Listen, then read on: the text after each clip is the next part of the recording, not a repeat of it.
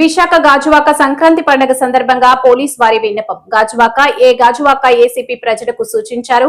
CP why Srinivasarao Bhogi Sankranti Kanuma ప్రజలకు శుభాకాంక్షలు తెలుపుతూ ఇక నుంచి ఊరు వెళ్లే వాళ్ళు తగు జాగ్రత్తలు తీసుకోవాల్సిందిగా కోరుచున్నారు. గాజువాక ప్రజలకు అదేవిధంగా విశాఖపట్నం సిటీ ప్రజలందరికీ కూడా అడ్వాన్స్గా భోగి, మకర సంక్రాంతి మరియు కనుమ పండుగ శుభాకాంక్షలు.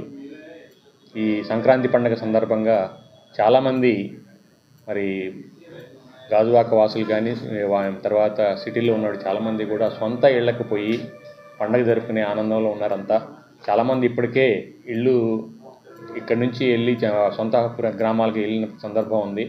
ఇప్పుడు వెళ్ళే వాళ్ళకి కూడా వచ్చిన వాళ్ళకి కూడా అందరికి కూడా ఏంటంటే ఒక విన్నపం, మీ అందరూ కూడాను ఇళ్ళకి తాళాలు వేసి వెళ్ళిపోతూ ఉన్నారు, కానీ జాగ్రత్తలు తీసుకోవాలి. ఎక్కడికక్కడ కూడా సీసీ క్యామ్స్ ఏమైనా ఉంటే మీకు మీ సీసీ క్యామ్, మీ టీవీ, మీ సెల్ ఫోన్ ద్వారా కూడా చూసుకుంటుండండి. ఎప్పటికైనా ఉంటే అలర్ట్ చేసుకుంటూ ఉండండి. ఏమైనా ఉంటే కన్సర్న్ లోకల్ పోలీస్ స్టేషన్కి సమాచారం తెలియపరచండి. అదేవిధంగా పక్కన ఉన్న వాళ్ళకి కూడా ఒక మాట చెప్పండి, కొంచెం చూసుకోమని చెప్పేసి.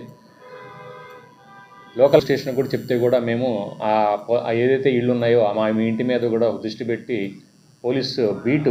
పోలీసు గస్తీ పెంచడం జరుగుతుంది.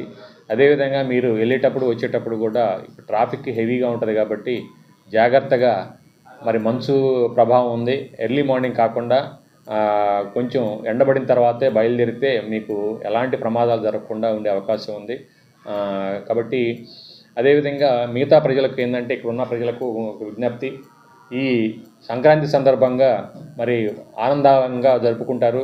ఈ ఆనందంలో భాగంగా కొన్ని నేరాలు జరిగే అవకాశం ఉంది. ఎవరు కూడా తాగి రోడ్ల మీద గలబా చేసినా, ఏదైనా యాంటీ సోషల్ యాక్టివిటీస్ చేసినా, లేకపోతే గలబా క్రియేట్ చేసినా చట్టరీత్యా గట్టి చర్యలు తీసుకోవడం అని చెప్పేసి అందరికీ తెలియపరుస్తున్నాను. ముఖ్యంగా రౌడీ షీటర్స్కి వార్నింగ్ ఇస్తున్నాం అంతా మా పోలీస్ డిపార్ట్మెంట్ తరఫున.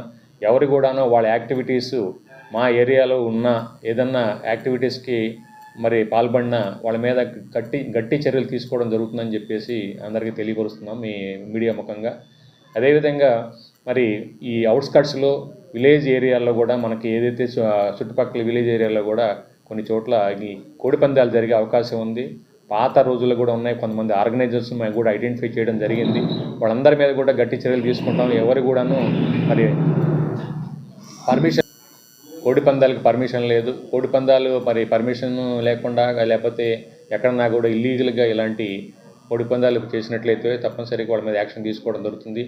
ముఖ్యంగా ఆర్గనైజర్స్ మీద మనం గట్టి చర్యలు తీసుకోవాల్సింది.